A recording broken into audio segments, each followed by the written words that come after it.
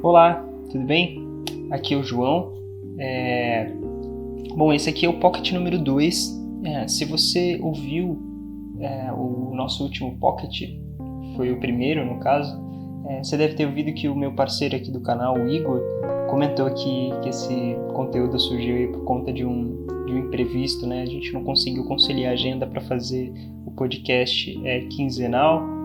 E como o outro conteúdo que a gente tem, que são os pequenos ensaios que a gente posta tanto no canal do YouTube quanto no Instagram, por enquanto são as redes sociais principais, acabou surgindo também de a gente pensar em que não daria sempre para fazer um podcast semanal sobre um filme, né? Porque a gente leva um tempo para maturar os conteúdos e tudo mais do que a gente vê, né? Então a gente quis colocar quinzenal, mas para não deixar passar uma semana a gente substituiu com os filmes. Esse aqui surgiu justamente de imprevisto de a gente não conseguir conciliar a agenda, e como no começo a gente fazia muito um monólogo quando os dois estavam juntos, a gente pensou em fazer nesse formato. Bom, ele já explicou isso, e eu só vou dar continuidade aqui fazendo o Pocket para essa semana, mas na próxima semana a gente já deve voltar com um podcast, se não mais um vídeo ensaio. Bom, o último filme que eu preparei aqui para falar é um filme que eu gosto bastante. É um filme que eu vi, se eu não me engano, em 2011, 2012. Se chama O Silêncio de Lorna. É um filme dirigido pelos irmãos belga Jean-Pierre e Luc Dardenne. Eu me lembro de ter visto... Eu tinha tirado uma soneca no final de semana à tarde, assim, eu acordei, liguei a televisão. Eu devia estar com alguma promoção daquelas de TV a cabo, sabe, que você fica com meios grátis. E aí eu tava com, não sei se era HBO ou Max, algum desses canais assim. Tinha acabado de começar o Silêncio de Lorna, tinha perdido uns minutos. Aí eu comecei a ver o filme, mudei de canal, voltei, comecei a ver, comecei a me interessar. E fui achando uma história muito peculiar, assim. Eu não tinha ainda tanto um grau de conhecimento do cinema europeu, mas eu achei curioso, né, porque é a língua francesa, eu já me interessava bastante pela língua francesa, e aí eu não tinha entendido se era um filme francês, se era um filme belga. Depois no decorrer do filme isso foi ficando mais evidente pelo conteúdo. E aí eu me interessei, o filme acabou e fiquei, nossa, o que foi isso? Aí eu comecei a pensar sobre esse filme, ficou na minha cabeça assim por um bom tempo. Aí depois eu guardei o nome assim que acabou, né? E durante esse período que esse filme foi consumindo, a trama foi consumindo a minha cabeça, eu fiquei muito interessado, assim. E de fato eu fui conhecer a obra dos irmãos Dardenne, né, naquele período, e eu fiquei fascinado, assim, profundamente fascinado. Hoje em dia eu não acompanho tanto mais a obra dos Dardenne, mas naquele período, por alguns anos, assim, eu fiquei muito fascinado por esse tipo de cinema europeu, assim. Acho que foi uma abertura de portas para eu conhecer várias coisas. E profundamente esse filme me tocou muito, talvez, não sei se por ser um dos primeiros, mas pelo seu próprio conteúdo, assim. Os irmãos Dardenne, eles desde os anos 80, eles são estudantes de cinema, filosofia, na sua juventude, e nos anos 80 eles começaram a fazer curta-metragens, né? O cinema dos irmãos Dardenne, ele é muito... Esses documentários, esses curta-metragens, eles eram muito documentais ou ficcionais, né? Mas o que tem num bojo muito claro no cinema dos irmãos Dardenne é um teor político muito forte. Mas é um teor político que ele não se evidencia no seu discurso, sabe? Ele não fica dentro de uma cartilha. Obviamente ele fica dentro de um espectro, e a gente percebe esse espectro quando a gente vê a obra como uma unidade completa, né? Quando você percebe, ou na sua própria trama, ou de quem olha para aquela e quem conta essa história. Mas ela não fica no discurso de A ou B. Ela se evidencia como o que eu já li sobre o próprio neorrealismo italiano, né? Como um item que está na sua trama, né? Como evidência, né? O argumento político é pela sua verdade ou pela sua realidade, e é o que eu chamado cinema dos Irmãos Dardenne, o cinema humanista, né? É um cinema que olha para os problemas sociais contemporâneos, principalmente para os problemas sociais europeus, né? Porque a gente pode ter essa visão, justamente por sermos um país de terceiro mundo, que os países europeus não têm menos problemas sociais, mas eles têm, na verdade, eles têm muito em voga esses problemas, justamente por serem países do primeiro mundo, em que acontece no seu seio político internacional coisas externas e internas muito profundas. Esse filme ele evidencia muito isso, mas com uma curiosidade muito interessante, assim, o caminho que esse filme ele vai tomando, né? Eu recomendo fortemente que eu vou falar um pouco aqui sobre a trama já, e eu recomendo fortemente que, se você não viu esse filme, é uma recomendação, obviamente, apenas como todo o conteúdo que a gente faz, veja, ele é muito interessante, não só pela questão política ou social, ou uma coisa, um recado, uma mensagem contemporânea do nosso tempo, mas como um olhar, e um olhar de cinema mesmo, que é o mais importante.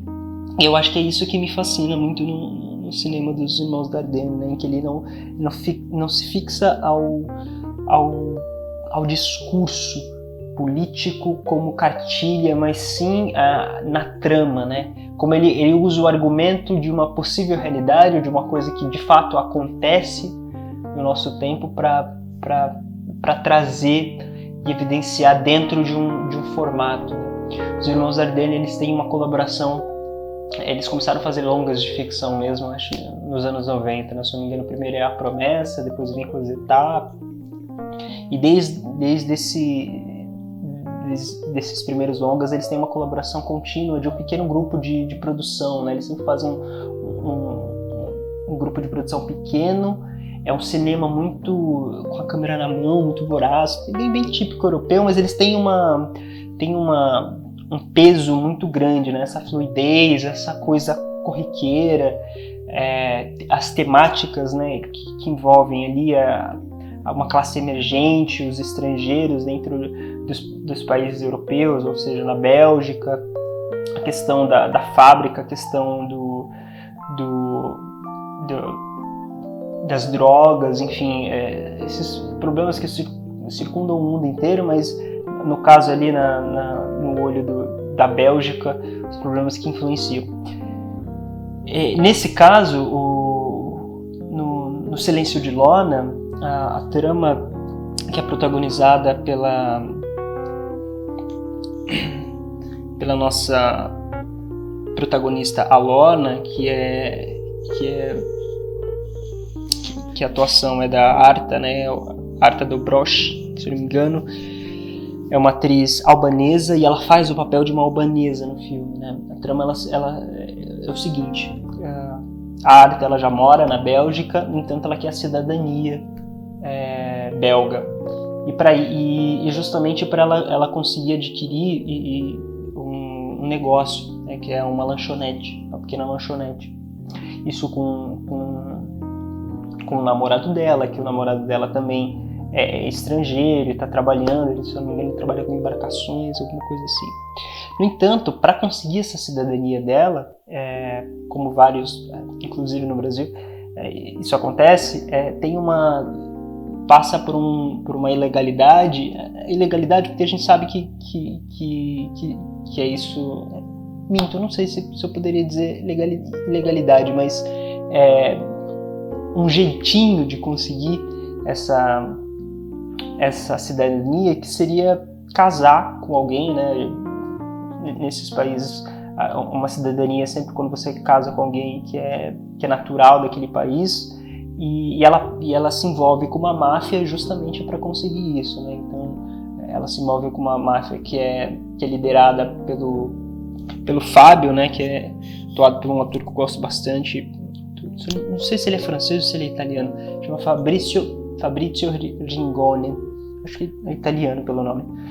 E nisso ela se associa a essa máfia, e essa máfia ela encontra um rapaz, eu não sei se daquele lugar criminoso, clandestino, para que ela se case com ele, e então tem toda uma trama dela se mudar para morar com esse rapaz, para se casar com ele, tirar a sua cidadania belga, e enfim, ela conseguir correr com um plano para depois apresentar a documentação, enfim, tem uma perícia que acompanha toda essa trama.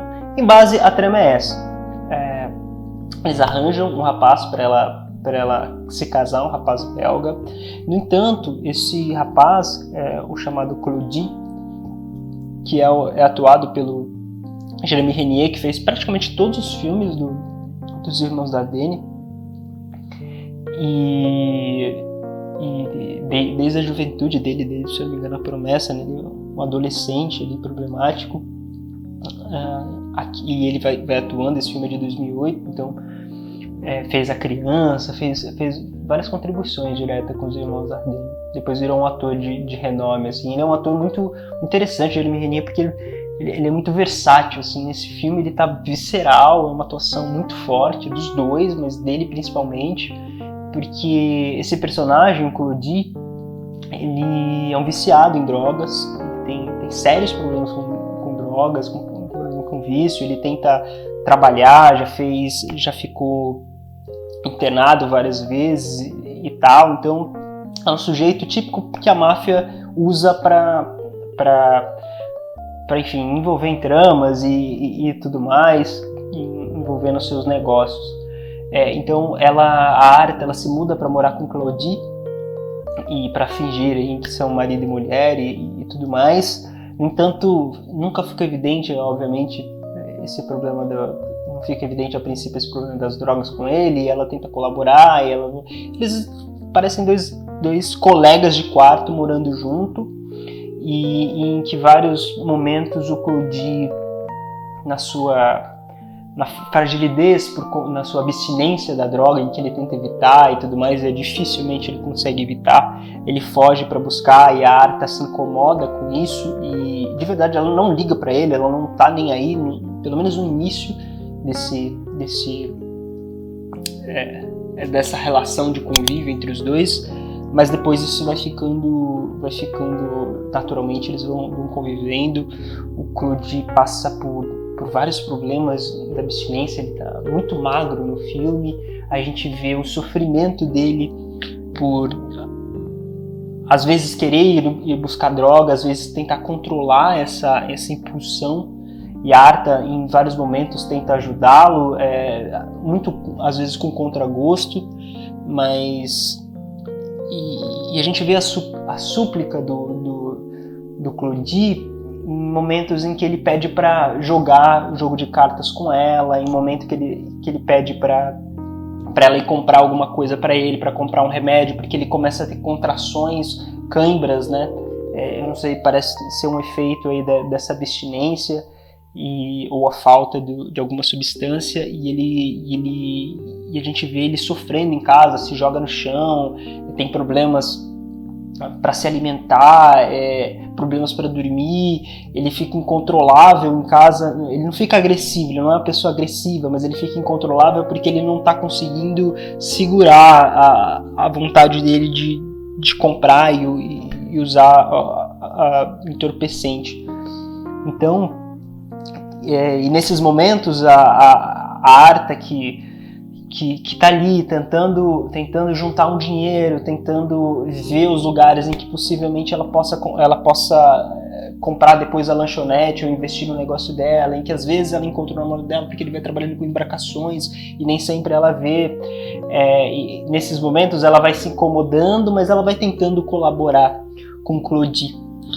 E o que está por trás disso, que é uma coisa que o filme ele vai crescendo e vai crescendo, e ele vai crescendo, e aqui tomo a liberdade de começar a falar alguns spoilers, mas não o principal, que na verdade para mim é a grande virada do filme, que é o final. Em um momento em que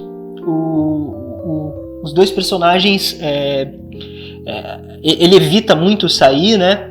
E ela também evita que ele saia, ela tenta colaborar, porque também ela sabe, que ela começa a perceber que as intenções dos mafiosos com o Claudie, e que a princípio não ficou evidente, depois vai ficando evidente, é que eles acabem com o Claudie, ou seja, que o Claudie faleça, porque de verdade a trama, a ideia da máfia é que eles sumam com o Claudie, eles matem o Claudie depois, e quando, justamente após ela conseguir a cidadania albanesa dela, para que eles façam o contrário, né? Eles usem a Lorna como... Eu tô falando Arta por conta da atriz, mas é a Lorna, né? Nossa personagem é a Lorna, como cidadã albanesa, para eles tentarem casar ela com um estrangeiro, que é o mafioso russo lá, para que ele consiga a cidadania belga. Então a ideia da máfia é fazer isso, né? Só que isso não fica evidente, e esse período dessa relação do Claudie com a Lorna, uma de colega de quarto, que evolui para dois colegas que tentam se ajudar, em um certo momento de desespero do Claudie para usar o seu entorpecente, que acho que é a cena principal do filme, talvez, uma das principais do filme, e que leva a capa, e talvez seja até a capa desse pocket, numa tentativa dele sair para comprar droga e dela evitar que ele faça isso. A contragosto, ela joga a chave pela janela, e ela já não fez isso uma primeira vez, ela já jogou a chave pela janela, eles já ficaram trancados em casa. Ela tira a roupa, ela fica nua e tira a roupa do Claudie e eles transam. E é uma cena muito forte, muito bruta, porque ela não é uma cena natural de sedução ou de amor. Ela faz aquilo ali para tentar segurá-lo, sabe? Para tentar evitar, para que ele se distraia, assim. E é até absurdo a gente pensar que ela faz isso dessa forma.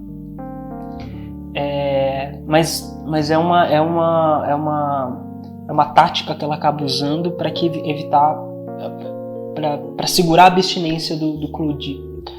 E essa é uma cena bem forte do filme. Eles acabam transando e tal. E isso depois se reverte numa coisa lá na frente.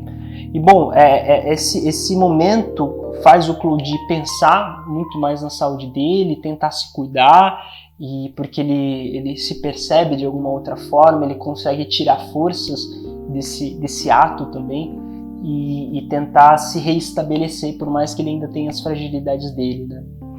No entanto, é um pouco tarde demais, porque o Fabrício, que é o Fábio, né, o mafioso ali que está fazendo todo esse plano e continuando com ele, está preparando basicamente a morte do Claudie. E numa das cenas mais delicadas, talvez de todos os filmes dos Dardenne, delicadas no sentido de uma sensibilidade mais alegre, mais feliz, porque assim, como eu falei, o cinema dos Dardenne ele é muito cru. Ele não é duro, mas ele é cru pela sua realidade, né? Pela questão sociopolítica, pela questão da trama em si. Eles também têm vários filmes, até nos nomes, tem uma relação de problemas familiares muito grandes, de abandono de filho, o garoto da bicicleta, a promessa, o filho, a criança, questões sempre tem uma trama com o filho, Silêncio de Lona é diferente. Essas tramas elas vão ficando sempre muito intensas e muito cruas, então tem poucos momentos de leveza, de sorriso, porque a vida ali é muito, muito forte, né? Ela tá dando tapa em você o tempo todo. E numa dessas cenas em que, se eu não me engano, é o dia seguinte até desse ato que acontece entre os dois, eles vão fazer a chave, na verdade, eles vão refazer se eu não me engano, uma cópia da chave e vender alguma coisa num estabelecimento, assim. E tem várias coisas nesse estabelecimento e ele vê uma bicicleta, ele pergunta pro rapaz, o dono da loja ali que tá fazendo a chave, que tem uma série de objetos, ele fala, quanto que é essa bicicleta? Ele fala, X. Ele fala, eu vou comprar uma bicicleta, vou começar a andar de bicicleta para me distrair. E ele e a Lorna estão ali, e ela fala, poxa, legal. Só um contexto, né? A Lorna, ela é uma lavanderia, né? Ela trabalha numa lavanderia, e é esse dinheiro que ela vai juntando e tudo mais, justamente para investir no negócio dela. Eu não dei esse panorama ainda. Enfim. E aí, a Lorna e eles estão ali, ele compra a bicicleta, ela acha legal, e no momento ele começa a andar de bicicleta pela rua e ela sai correndo atrás dele, assim, brincando, né? E ela volta sorrindo, né? Porque é um momento muito, muito único, assim, que ele vai brincando de bicicleta na rua e ela vai correndo atrás dele, ela volta enquanto ele sai pela cidade e é um momento de muita leveza, um momento muito bonito e que na verdade sela a despedida do Claudie, porque o Claudie, a máfia, enfim, dá um sumiço com o Claudie, um sumiço que a gente não esperava nesse momento, mas acaba por ocorrer. E bom, a partir disso a Lorna começa a ter problemas com o relacionamento dela, e, enfim, aparece a história desse russo que ela vai ter que casar porque ela já virou cidadã albanesa e ela tem que provar que ela fica ali na perícia também de conseguir a cidadania dela com o casamento com o Claudie, porque depois que ele faleceu e essa trama também burocrática que vai acontecendo, e acontece um ponto de virada que é muito único, que ela suspeita de uma gravidez. E é uma gravidez justamente dessa relação com o Claudie. No entanto, essa gravidez ela vai tomando outra proporção e outro lugar que eu acho que eu já contei demais. Eu não sei se eu contar um pouquinho mais acaba com a trama ideal do filme, que na verdade é o grande ponto de virada, que não é necessariamente a gravidez. E, bom, eu encerro por aqui para falar sobre essa relação entre eles. Mas, a partir desse momento, as coisas vão se tornando mais perigosas, digamos assim, e mais complicadas para Lorna. E é um momento em que, se a gente já via durante essa trama, em que em alguns momentos a Lorna tomava atitudes mais drásticas, e que não são tão drásticas assim, mas decisões mais firmes, e ao mesmo tempo ela tentava equilibrar com a leveza de manter o sonho dela vivo, de se tornar uma cidadã belga, de ter o seu negócio, de ter o seu jardim de inverno na sua lanchonete, de sair daquela lavanderia e de sair do seu país para emergir ali dentro da Europa.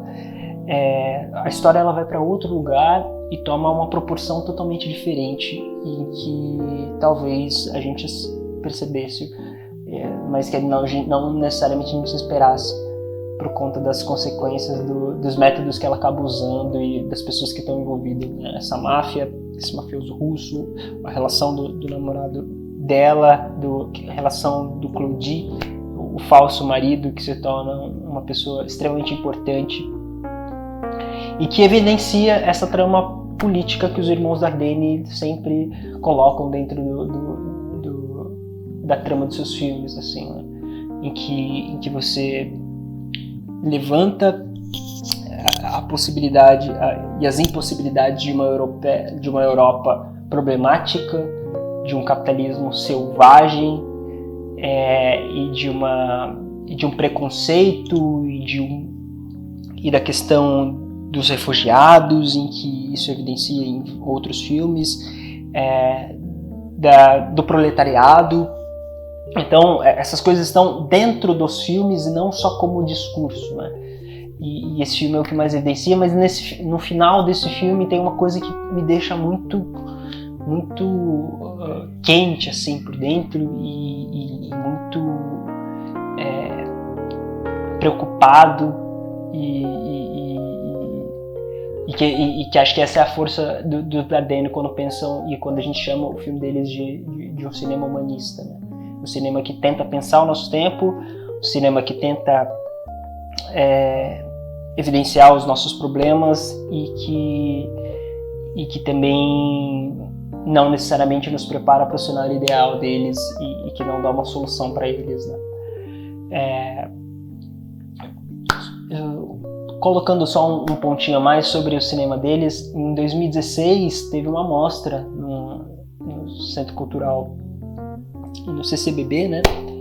Centro Cultural Banco do Brasil, dos Irmãos Dardenne, que trouxe todos os